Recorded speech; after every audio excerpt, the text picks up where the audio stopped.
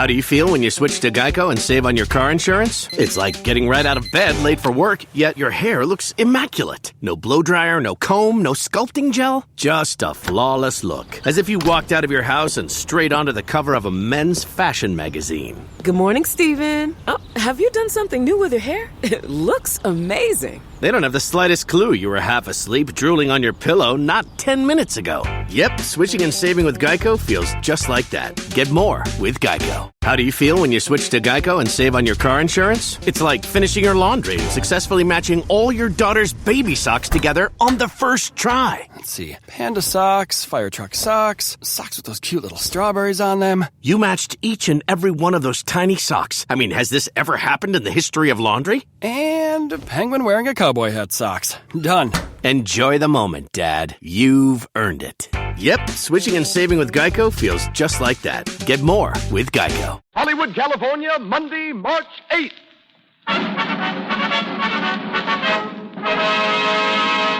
The Lux Radio Theater presents Grace Moore and Cary Grant in Madame Butterfly with Pedro de Cordova and Merrick Windheim.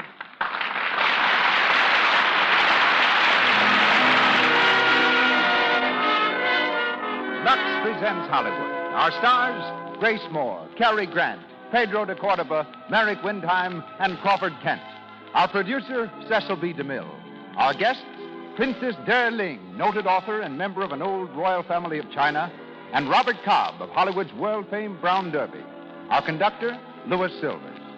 This presentation comes to you through the makers of Lux Toilet Soap, direct from the Lux Radio Theater on Hollywood Boulevard, in the hope that your pleasure in listening to Madame Butterfly equals their pleasure in bringing it to you. Welcome, everyone.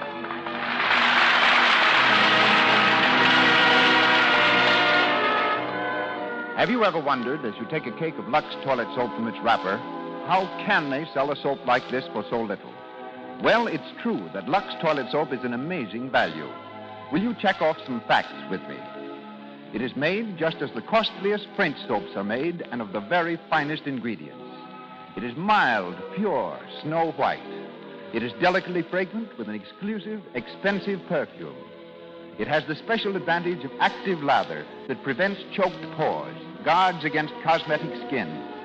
It is only possible to sell a beauty soap like this at a modest price because so many of you, literally millions of you, use it and keep on using it. And surely it is significant that 9 out of 10 lovely screen stars who can afford to pay any price use inexpensive Lux toilet soap to guard their million-dollar complexions. And now, our producer, ladies and gentlemen, Mr. Cecil B. DeMille.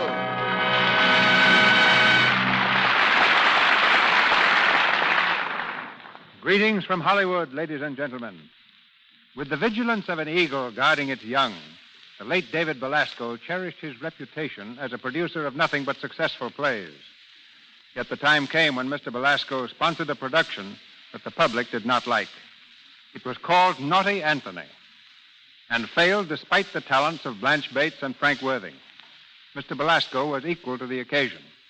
He wrote a one-act play from a story by John Luther Long called Madame Butterfly, presenting it as an extra offering immediately after the last act of Naughty Anthony. With Blanche Bates as Butterfly, the play was a sensation. Yet at 8:30, the theater was consistently empty. It wasn't until after 10 o'clock each night that the ermined elegance of New York society stepped from their carriages and crowded the theater. One of the 10 o'clock scholars was an Italian composer named Giacomo Antonio Domenico Michele Secondo Maria Puccini. He saw the play, conferred with Belasco, and wrote his immortal opera, Madame Butterfly. In our story tonight, we borrow from both play and opera. Since the opening of Columbia's new film, When You're in Love, Hollywood is hailing Grace Moore and Cary Grant as the most important team of the new year. Miss Moore has reached a fame in grand opera, motion pictures, radio, and on the concert stage that comes only to the truly great. In her first starring picture, One Night of Love, she sang the arias from Madame Butterfly, thereby introducing grand opera to talking pictures. We welcome her tonight as the little geisha girl, Cho Cho San. Our Lieutenant Pinkerton is Cary Grant. Born in England, Cary ran away from school when 13 to become an acrobat. A month passed before his father caught up with him. But 3 years later, Cary was back with his old troupe. He came to New York first as a comedian, later as a singer in operettas, thence to Hollywood, where 23 pictures have elevated him to well-earned stardom. Pedro de Cordova, with whom I acted 35 years ago in E.H. Southern's company, will be heard as the Bonzo. Merrick Windheim fills the role of Goro, the same part he sang in the Metropolitan Opera House many times. The moment has come when footlights blaze forth. The musicians await the command of a raised baton, and the Lux Radio Theater presents Grace Moore and Cary Grant in Madame Butterfly with Pedro de Cordova and Merrick Windheim.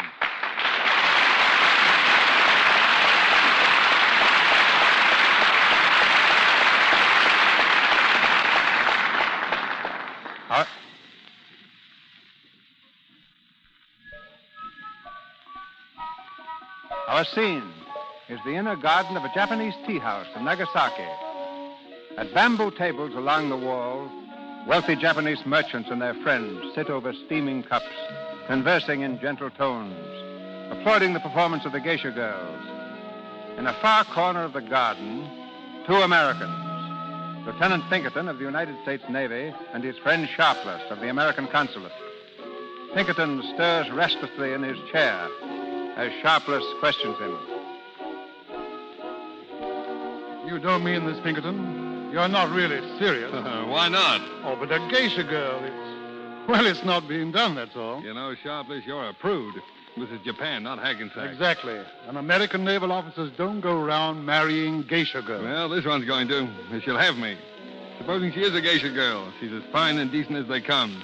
Say, if I married an American cabaret singer, you wouldn't turn gray over it. If you're an American girl, I'd say go to it. But these girls are different. What's going to happen to her when you go back to the States? You can't take her with you, Pinkerton. I've already told you, Sharpless. I'm in love with the girl. You love her enough to spend the rest of your life with her? What do you mean?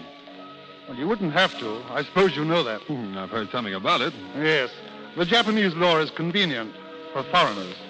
You can take a wife for 999 years, but you can annul the marriage any time you want merely by walking out on her. Now, wait a minute. If you're suggesting... I'm not suggesting anything. I'm stating facts. Well, it happens that I know the facts.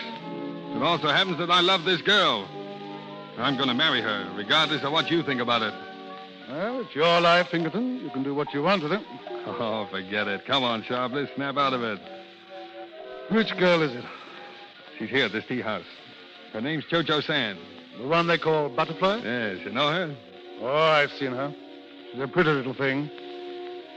So young. She's like a child sometimes. You know, I've never met a girl like her before. I never will again. She's deep down inside of me, and I can't get her out. You see, I've got it pretty bad. Lieutenant Pinkerton? Yes, Goro? Cho Cho San says she waits your pleasure. Where do Lieutenant wish to sit with Cho Cho San? Oh, in the outer garden by the fountain. Tell her I'll see her there in a few minutes. Cho Cho San, be there. Thanks. You'll excuse me, Sharpless? Oh, Pinkerton. Uh-huh. Yeah? There's nothing I can say? No, I'm afraid not. See you later, old man. All right.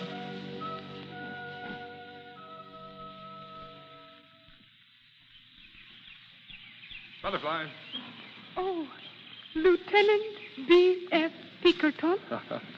You glad to see me? Always so glad to see you.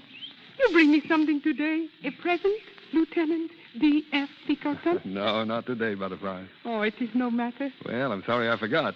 You like me to bring things for you, don't you? Yes, but not for gift. Only that I may show you how happy it make me that you think of me. Let's sit down, shall we? We must not stay long.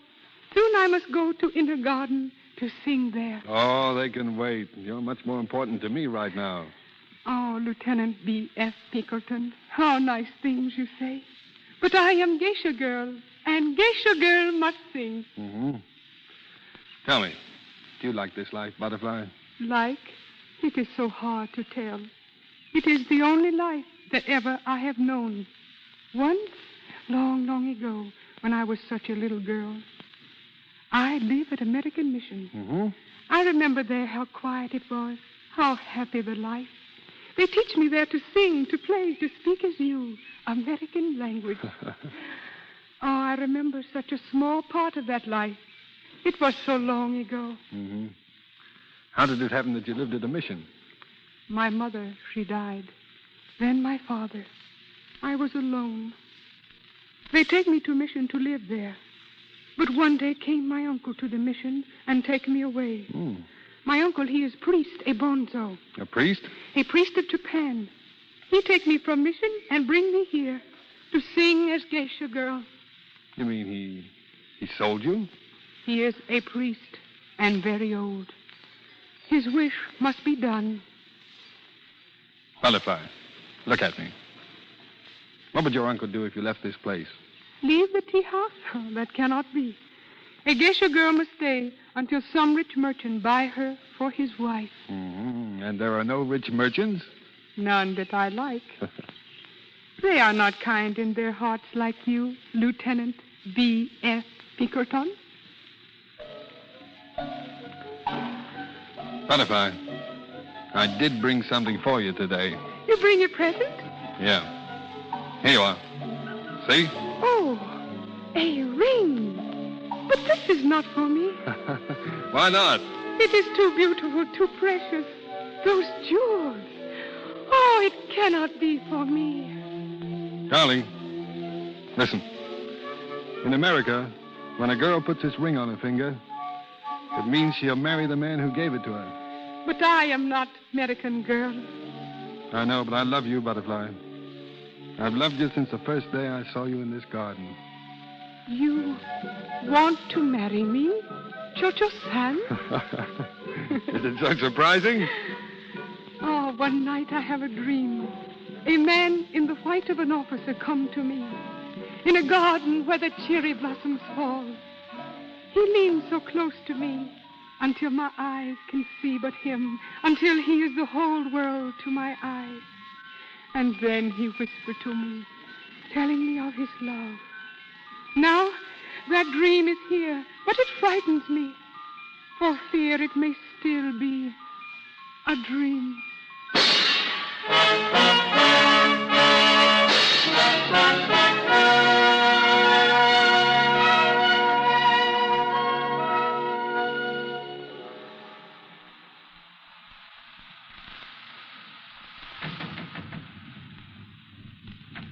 Suzuki. Lieutenant Pinkerton? Has everyone gone? Wedding party all gone. Eat many cakes, drink much wine. Well, they're welcome to it. Hey, Japanese girls have a lot of relatives, haven't they, Suzuki? When girl marry rich American, always many relatives to help feast. Suzuki outside. Call if you want. All right.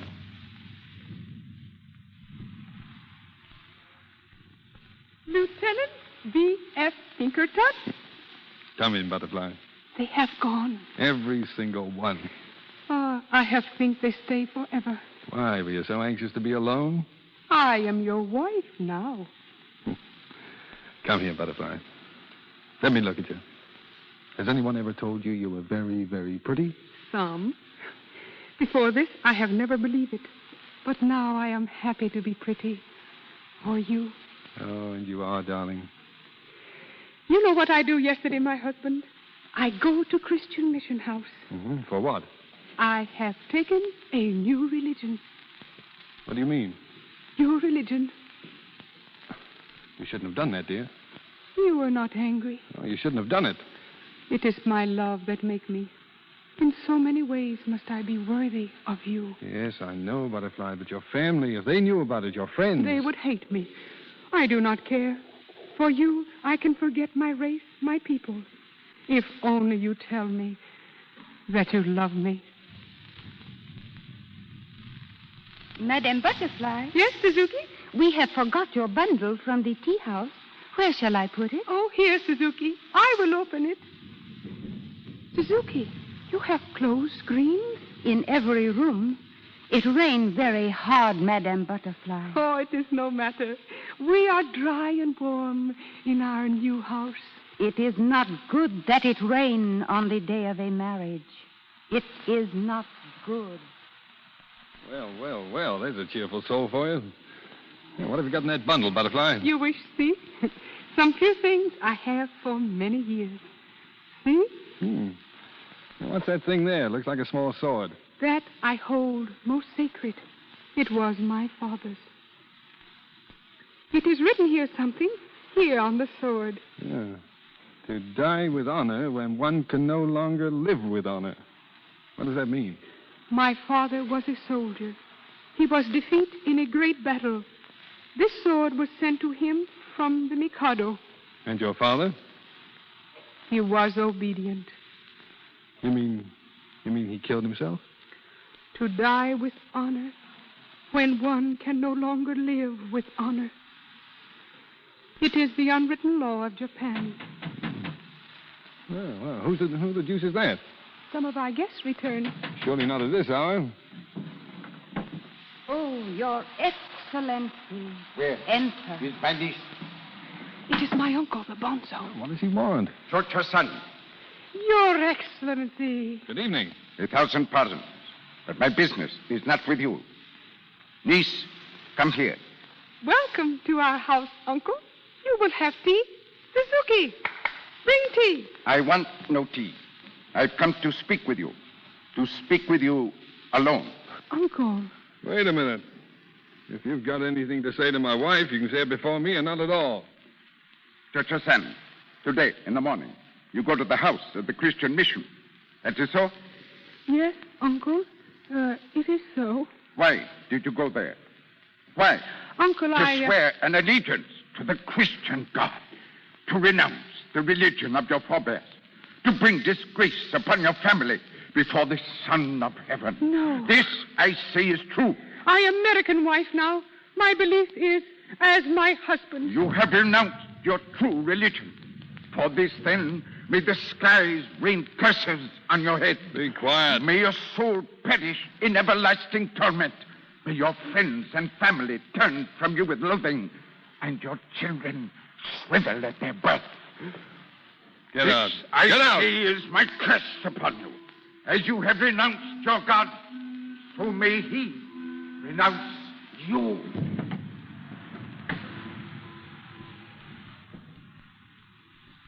Butterfly. Butterfly. You hear what he say? Yes, dear. Try not to think about it. Come here, darling. Hold me close, please. So very close, Lieutenant B.F. Pinkerton. I am afraid.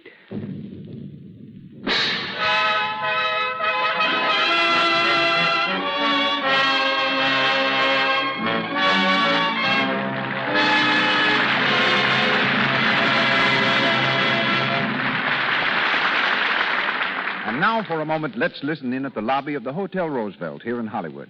At this time of day, it's quieter than usual. But a handful of people have dropped in. From a hard day at a nearby movie studio, from a shopping trip, from sightseeing. As usual, there's a celebrity or two. Look, Tom, isn't that Olivia de Havilland over there? Yes, it sure is. Well, Betty, now you've actually seen a real live screen star. What do you think of it? I think she's perfectly lovely. I adore the color of her hair and eyes. And her skin is gorgeous. After I've shown you one of the big studios and you see the lights they work under, Betty, you'll know why a screen star can't face the camera without absolutely flawless skin. Why, silly, I know that. For simply ages, I've been using the soap screen stars recommend for my own skin. Lux toilet soap. Betty's a smart girl. She guards against unattractive cosmetic skin, tiny blemishes, enlarged pores, dullness, by following a simple rule that will bring results for you. Here it is. Before you put on fresh makeup, always before you go to bed, use Lux toilet soap. Mr. DeMille carries on. We continue with Madame Butterfly, starring Grace Moore and Cary Grant. Almost a year has passed, and despite the curse of the Japanese priest, Butterfly's life with the naval officer has been one of intense happiness. But now comes the long-awaited summons. Lieutenant Pinkerton has been called back to America. In Sharpless' office at the consulate, the two Americans face each other. Sharpless is reading the naval dispatch order. And together with the destroyer president and the battleship Connecticut to leave the harbor at Nagasaki on the afternoon of April the 3rd at 5 o'clock. and to set course for San Diego Naval Station. Further orders will be radioed en route. Well, I guess that's that. April 3rd. That's tomorrow, isn't it? Yes. Yes, I did what I could, Pinkerton. It wasn't very much use. They want you back there. How do you feel when you switch to Geico and save on your car insurance? It's like getting right out of bed late for work, yet your hair looks immaculate. No blow dryer, no comb, no sculpting gel. Just a flawless look. As if you walked out of your house and straight onto the cover of a men's fashion magazine. Good morning, Stephen. Oh, have you done something new with your hair? It looks amazing. They don't have the slightest clue you were half asleep drooling on your pillow not 10 minutes ago. Yep, switching and saving with Geico feels just like that. Get more with Geico. What are you going to do about Butterfly? I don't know. This sort of hits me right between the eyes coming out of a clear sky like this. I can't think. I told you once before you couldn't take her with you. I know. You knew you'd have to face this sometime, didn't you? Maybe. I didn't think much about the future. That makes it twice as hard to think about it now. You'll tell her, of course. Of course. When? Well, tonight, I guess. I'll put it off as long as I can. I'll have to make her understand that I'm coming back. Are you? How do you know? I'll get back all right. Now, look here, Pinkerton. I'm going to talk to you like an uncle. If I tread on your toes, yell out. Well? Weren't you engaged once back in the States? No. To Catherine Forbes? I told you no. That was just a kid affair. We grew up together. Your families rather counted on your getting married, didn't they? Still count on it. What about it? It takes more than families to make a wedding. I was just thinking, if you wanted to marry Catherine, you could, you know. Thanks. And what happens to Butterfly? Oh, you know the law here. It's like a divorce. A month from now, she'll be free to do as she wants. Or she'll forget you, Pinkerton. Don't you believe it? She can't forget me any more than I can forget her. I wish you could. Oh, I know it sounds heartless and selfish, but it'll be a lot better. She'll live the life of the kind of life she should live, among her own people. Marry some wealthy merchant. A wealthy merchant? Do you think that's going to ease my conscience? Oh, why should you have a conscience? You've given her a year of happiness. She'd never have had this year if it hadn't been for you. And what about the years to come, the sad years? She wouldn't have those either. You can't convince me, Sharpless. It just won't do. No? I'm afraid it may have to do.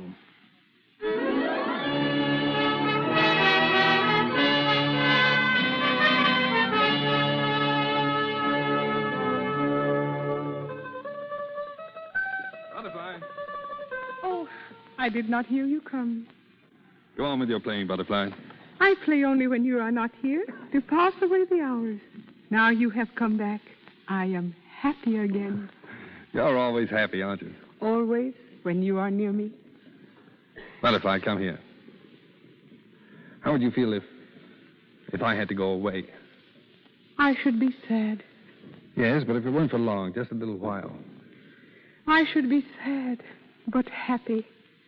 The hours would seem as days, and the days as years. But never would I tire of waiting. You make it very difficult, dear. I don't know what you mean. Well, you see, I do have to go away. Oh, no. Yes, Butterfly. They've called me back to America. The order came today. When must you leave? Tomorrow, dear. We sail at sunset. Tomorrow. At sunset. Yes, dear. Oh, tomorrow. It is so short a time. And I shall miss you so. And yet, it is right. What is right? It has been said that for every moment of happiness, there must be one of pain. I have been too happy with you, much too happy. And now I must know the pain. Oh, you mustn't feel that way, Butterfly. It may not be for long. How long? I don't know, dear. It is now the time when the robins nest. Do you think that when they nest again, you will come back to me? Yes, Butterfly. When the robins nest again. Oh, it is such a very long time. Try not to think about it, dear. We still have tonight. Yes, tonight. And I shall remember everything you say and everything you do. And I shall store each little thought far back in my mind, so that when you are gone, I may take them out, one by one, and hold them to my heart.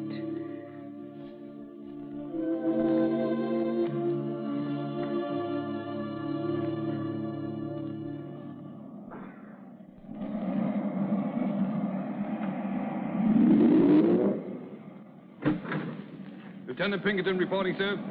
Oh, come in, Lieutenant. Sit down. Thank you, sir.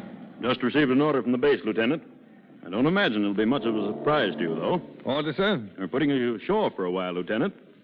Ashore? Yes, at San Diego. You'll report to Commander Wilson there. He'll instruct you in your new duties. But I don't understand, sir. You mean I'm not to be with the fleet any longer? Not for a while. Didn't Sharpless tell you? Sharpless? No, sir. Well, you'll assist at the training base. They need a good man, Lieutenant. I recommended you for the post some time ago. Oh. So that's what Sharpless meant. How long am I to stay there, sir? A year or two. Possibly 3. 3 years? I can't do it. What's that? I can't. This is not a request, Lieutenant. It's an order. I know, sir, but I'd rather resign. You can't resign in the face of an order, Lieutenant Pinkerton. We don't ask men what they'd like to do in the Navy. We tell them to do it. Anything else? No, sir. Nothing, sir. Now,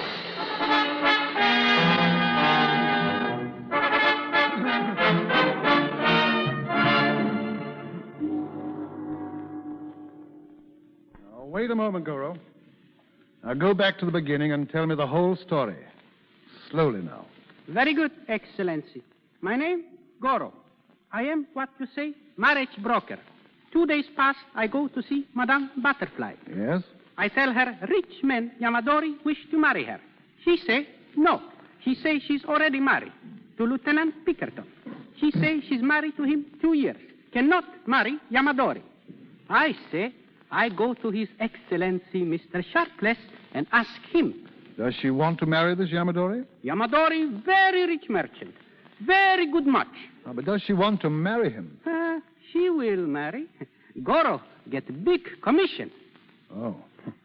Well, then tell her she's free to do as she wants. She can marry Yamadori tomorrow. Very good, Excellency. Goro tell her. She be very pleased. But, Lieutenant Pinkerton, you will tell him, Excellency, that Madame Butterfly is to marry? How do you feel when you switch to Geico and save on your car insurance? It's like getting right out of bed late for work, yet your hair looks immaculate. No blow dryer, no comb, no sculpting gel. Just a flawless look. As if you walked out of your house and straight onto the cover of a men's fashion magazine. Good morning, Stephen. Oh, have you done something new with your hair? It looks amazing. They don't have the slightest clue you were half asleep, drooling on your pillow not 10 minutes ago. Yep, switching and saving with Geico feels just like that. Get more with Geico. Yes, I'll tell Pinkerton. He's in America now, but I'll write and tell him today.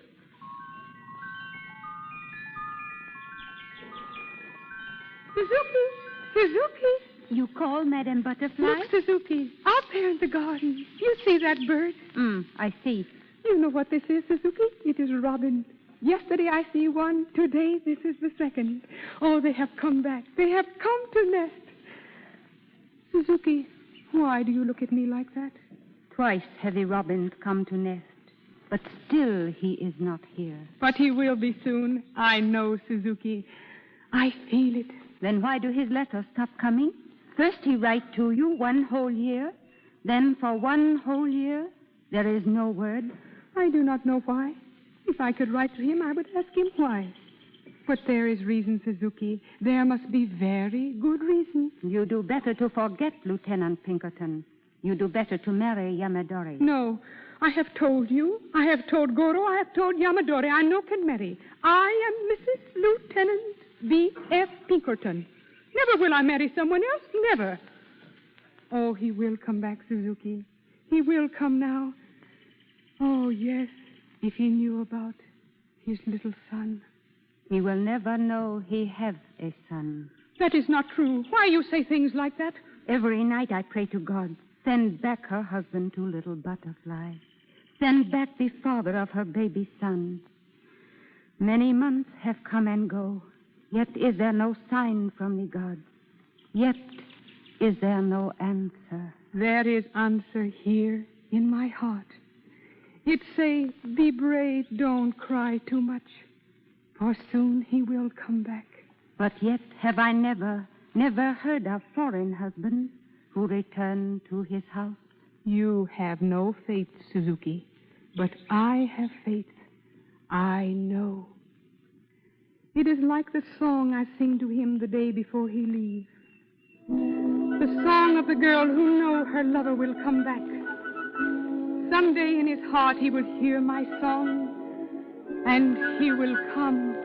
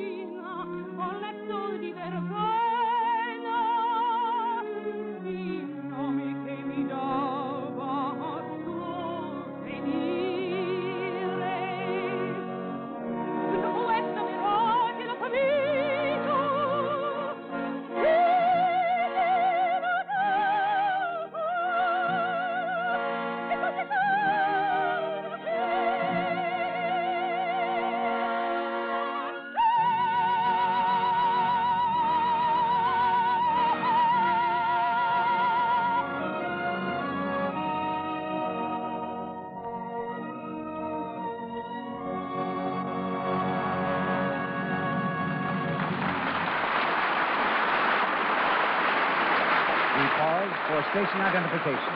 This is the Columbia Broadcasting System. This is KNX, the Columbia Station, Los Angeles.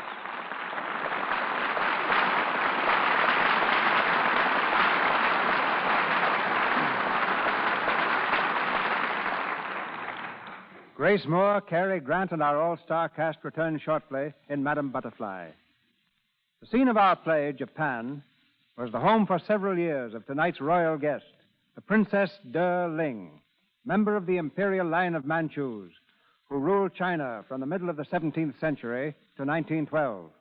Daughter of the late Lord Yu Keng, eminent Chinese Minister of Foreign Affairs and ambassador to many European nations, Princess de Ling, now a resident of California, is a noted lecturer and author of many books on the Orient. Ladies and gentlemen, Princess de Ling. Thank you, Mr. DeMille. Listening to tonight's play brings back memories of a childhood spent in Japan when my father was ambassador in Tokyo. It was there that my tutor taught me the same dances that Madame Butterfly would dance as a geisha girl. There also did I learn the Japanese art of arranging flowers. Each year, blossoms become an occasion for imperial festivities in Tokyo. My meeting with the Emperor and Empress of Japan, parents of the present ruler, took place at the Cherry Blossom Garden Party. I was greatly impressed by the loveliness of the Japanese women. What beauty care they use, I frankly cannot recall. But I do remember well that the Empress Dowager of China, the last of the Manchu rulers, was exceedingly particular about her personal appearance. Are you going to tell us that Lux soap penetrated even to the Forbidden City in Peking? No.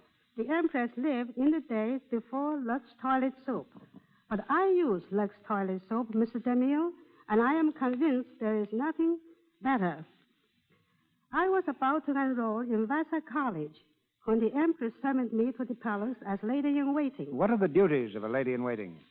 I had charge of her jewel room, her blue diamond crown, her pearl cape made of 3,500 pearls as large as canary eggs were almost as nothing in that room of fabulous wealth. But the real task of a lady-in-waiting was to entertain Her Majesty. And what gave her the most pleasure? Reading, particularly. The Taming of the Shrew, and Romeo and Juliet were great favorites. There were those who say the old Empress had no heart. But when I finished Romeo and Juliet, she looked at me for a moment and quietly said, "It is quite true. Without love, there is no reason for life." With the Empress, the sun set on another line of royalty. Since those days, I have lived throughout the world, and I assure you all, there is no other country where being alive can mean so much as in my adopted land, the United States of America. Thank you. Thank you, Princess de Ling. Once more, Madame Butterfly, starring Grace Moore and Cary Grant. Another year has gone by, but Butterfly's faith is still unshaken.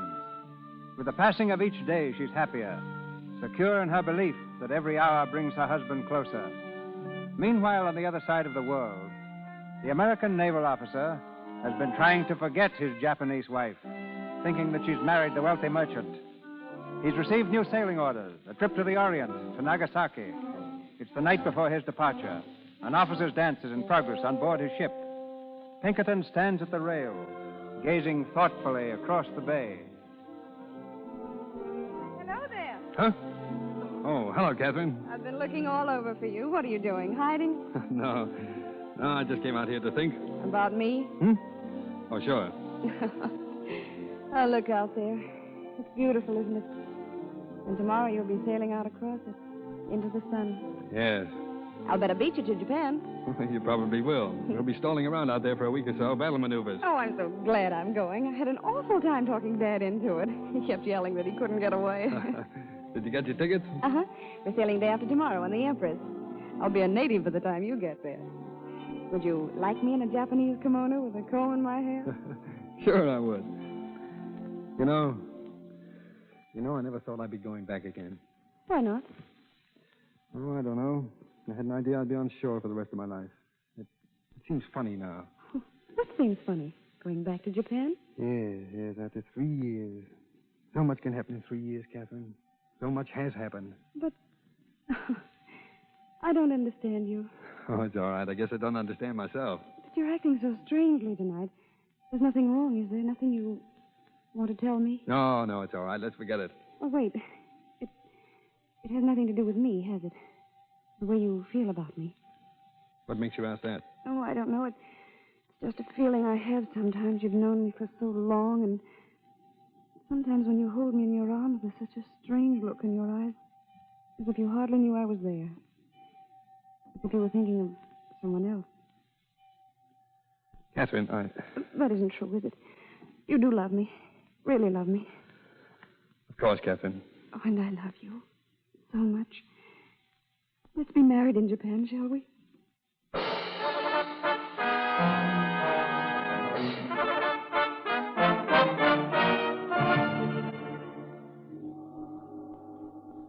Madame Butterfly? Yes? His Excellency, Mr. Shopless. He is here. Oh, come in. Enter, Your Excellency. Good afternoon. I am so glad you come. Your presence light my house. Thank you. Why did you not come before? Well, I've been very busy. How have you been? Oh, very nice. You've been happy? Oh, yes. Butterfly, I heard some time ago that you were to be married again to Yamadori. That is so funny. Goro, he come to me and say I should marry. But how can that be? I'm already married. Goro, say, when Lieutenant Pinkerton leave you, it is divorce. But I tell him no. To leave a wife is no divorce in the country of my husband. But if Goro was right, Butterfly. Goro is not right. I know. Why do you say that? Well, because I've had news of Pinkerton. News? How is he? Is he coming back? What does he say? Butterfly, I don't know how to tell you this. But if you can still marry Yamadori, I advise you to accept his offer. What? You say I should be Yamadori's wife? Yes, Butterfly. You say that? You, American consul? When you know that I am already married? But Yamadori was right. Your marriage was under the Japanese law. It's not binding. You mean I am not Lieutenant B.F. Pinkerton's wife? Yes. No, it cannot be. Love, do not forget. And when he hear about his son... What's that? You do not know. His father do not know. His son? You have a son? Yes, you see? That is love, Your Excellency. You write him, please, for me, will you? You tell him of his baby. Oh, such a nice baby. With just his face, the same hair, the same blue eyes. He will come back then. He must come back then. You hear that? Listen. Madame Butterfly. Yes? Madame Butterfly. Yes. The boats, the 4 American boats. They sail into the harbor. The American boat. Your Excellency, the American boat. He is on them. Oh, tell me. Yes, Butterfly.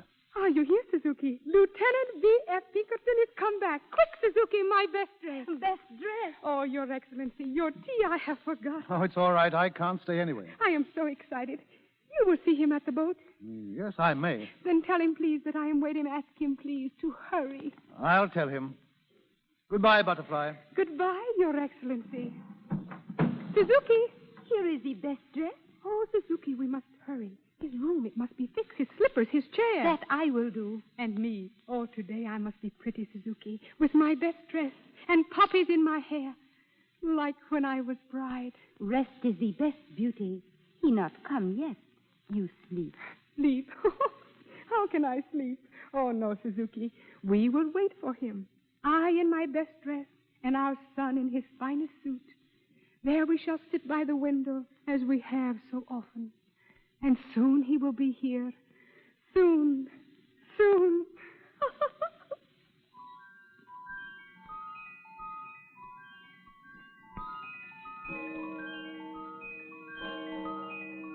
Madame Butterfly, you are asleep? Shh. You must not wake the baby. All day have you been sitting by the window, and still he is not here. It is very late. He will come.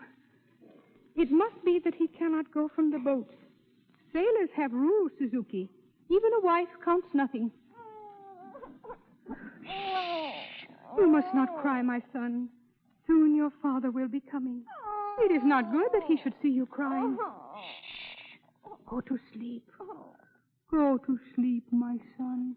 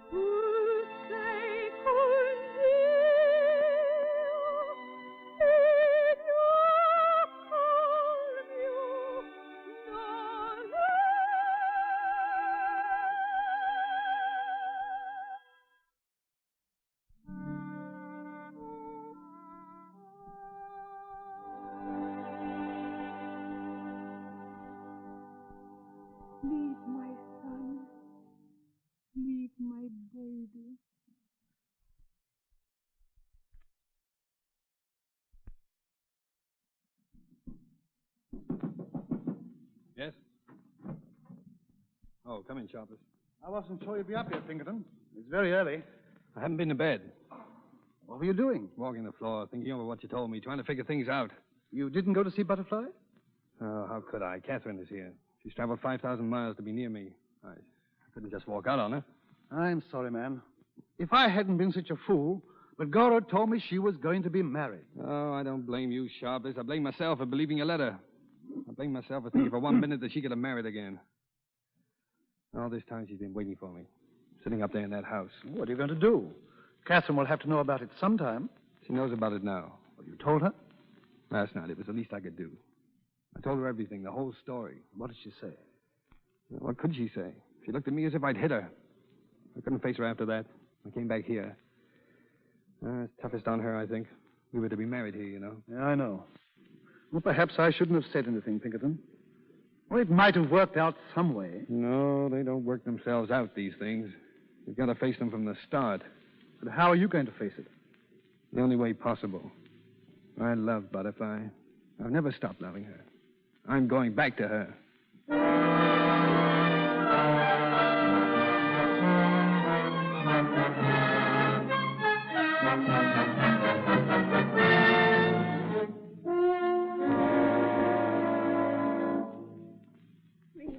I've got to see her. Tell her I've got to. All night she has been sitting up. She is tired. Oh, please, you don't understand. Suzuki, who is there? Oh. This lady has come. She wants to see you. Me? Are you Madame Butterfly? Yes. What is it, please? You don't know me. My name is Catherine Forbes. It's very important, or I wouldn't have come at this hour. It's about Lieutenant Pinkerton. Lieutenant Pinkerton? I have waited for him all night. You know where he is? Yes, I do. Then why doesn't he come to me? Why? Because he thought that you were married again. Because he thought you'd forgotten him. Forgot him? Oh, no. He couldn't have think that. But he did. I know he did. How you know? Because he was engaged to me. Engaged? You know what that means. He was going to marry me. Make me his wife. Make you his wife? No. Oh, I love him.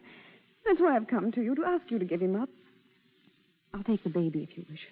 I'll bring it up as my own, but please, don't ruin his life.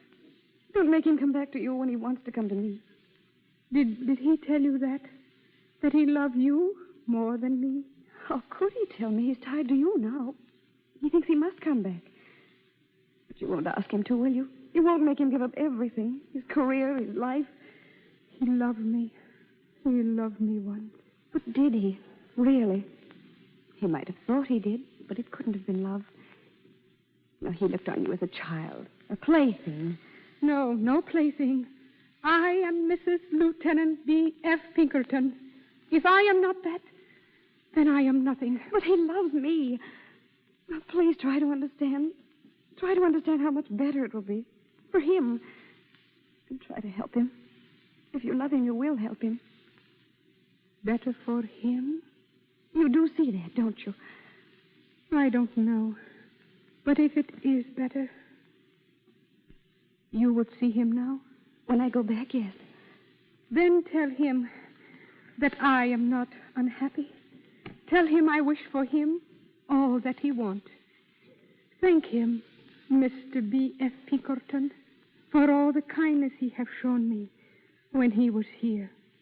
And tell him that perhaps I marry soon another man, a very rich man. Oh, thank you. Thank you, Madam Butterfly. Suzuki? I am here. You heard what she says, Suzuki. She is right. He do not love me. I am no longer Mrs. Lieutenant B.F. Pinkerton.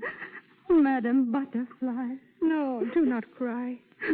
It is no use to cry, for tears will not bring him back to me again. Some short while ago, Suzuki, you say that I should rest. Go away, Suzuki, and I will rest now.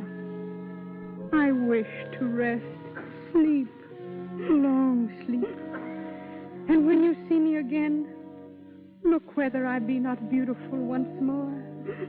As a bride. What you going to do? My father's sword, Suzuki. You will give it to me. No. No. Give it to me, please. It is there, on the table. Oh. Now, so that I have no more pain. Goodbye, Suzuki. Go now, please. To die with honor when one can no longer live with honor.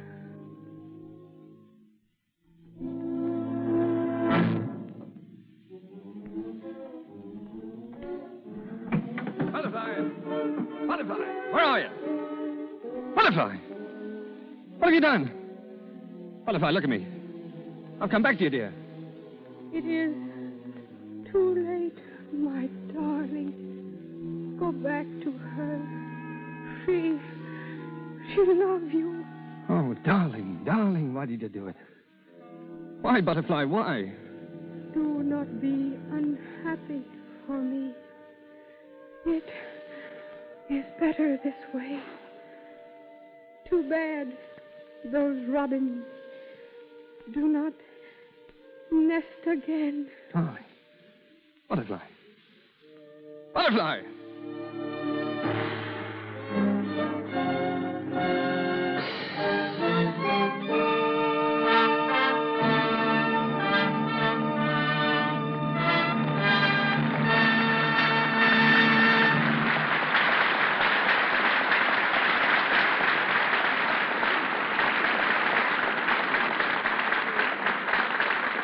Our play is done.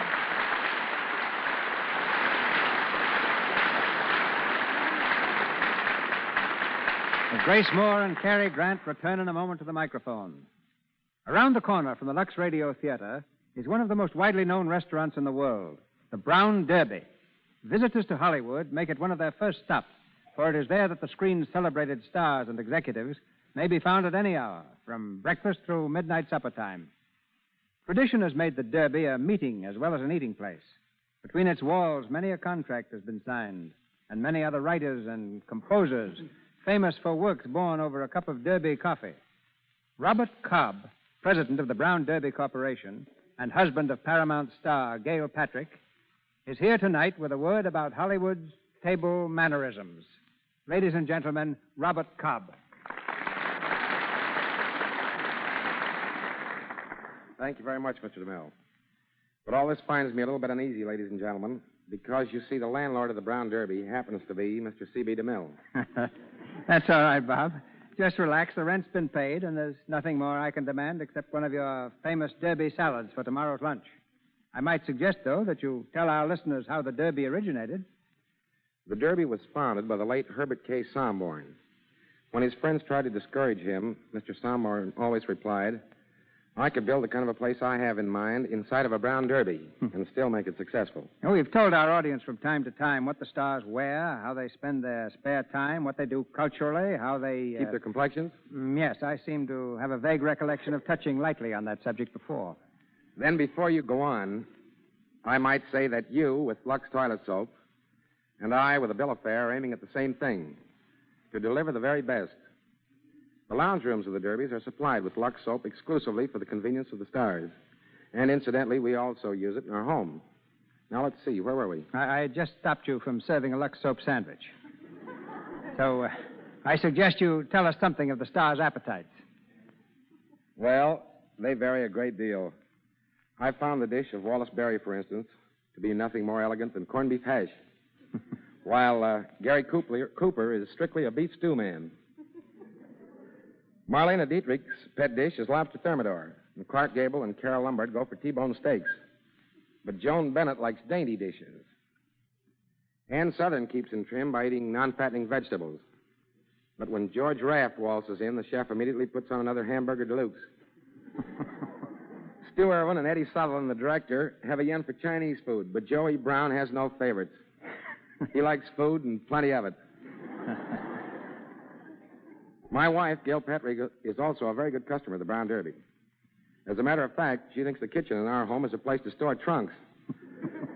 By the way, since I promised to take Gail out to dinner tonight, I'd better say thanks and goodbye, Mr. Where are you taking her, Bob? Oh, we thought we might try something different for a change. Probably go to the Derby. I hope you've made a reservation.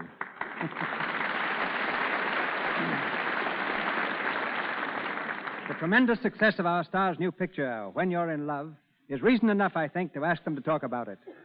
One of the hits of the film is Miss Moore's rendition of Minnie the Moocher.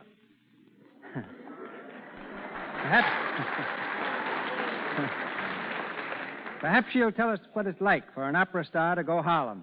Ladies and gentlemen, Grace Moore and Cary Grant. Thank you, Mr. DeMille. Oddly enough, I found Minnie the Moocher a delightful but very, very difficult aria. I must confess that when it came time for me to sing it, I suffered the first attack I've ever had of real stage fright. Mm-hmm. When I was finished, I was certainly ready for the showers. Oh, yeah. We had them, too, Mr. DeMille. For 3 solid days, we were drenched to the skin making that rain scene in the woods. And neither Grace's double nor mine, Mel Merrihew, got a drop on them. We really got it all. That was the longest shower bath I've ever taken. The only thing lacking was a cake of Lux toilet soap. Soap. Whose praises, Mr. DeMille, I'm always glad to sing. Now, that's praise on a high scale, Grace. Last spring on my Scandinavian tour, I found Lux soap wherever I went. There was even a big poster with my picture advertising it in every hotel lobby in the towns I sang in. But in spite of the rain in our picture, we had a splendid time, thanks to another great director, Robert Riskin. Check. Grace, like Mr. Riskin, is becoming quite a writer.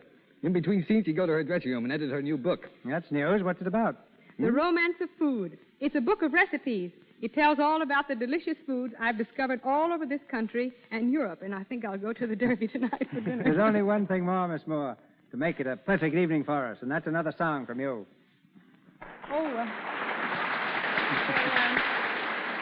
What would you like to have me sing, Mr. DeMille? Whatever you'd like to sing, Miss Moore. Well, tonight's program sort of brings back old memories, fond memories. So just for old time's sake, I think I'll sing Chitty Bitty Bee.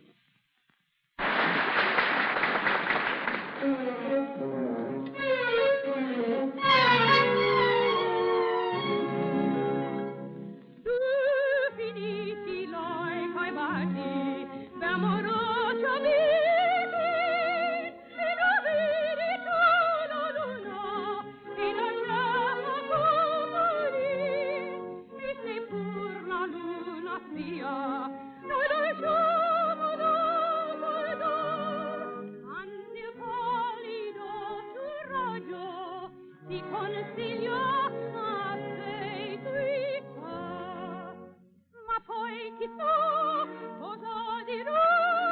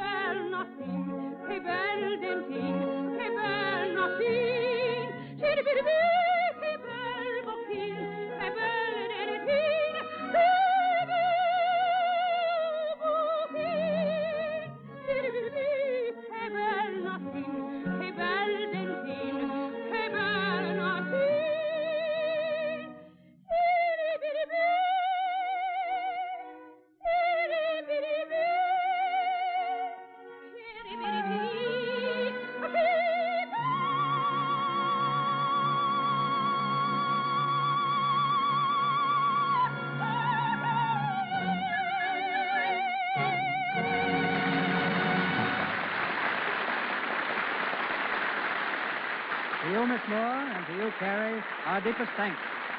We look forward to having you both with us again in the near future. Next Monday night, the Lux Radio Theater brings you Marlene Dietrich with Herbert Marshall in Desire. To tell you more is scarcely necessary, save that our story is that of a jewel thief, played by Miss Dietrich with such marked success on the screen. Herbert Marshall returns for his fourth appearance on our stage.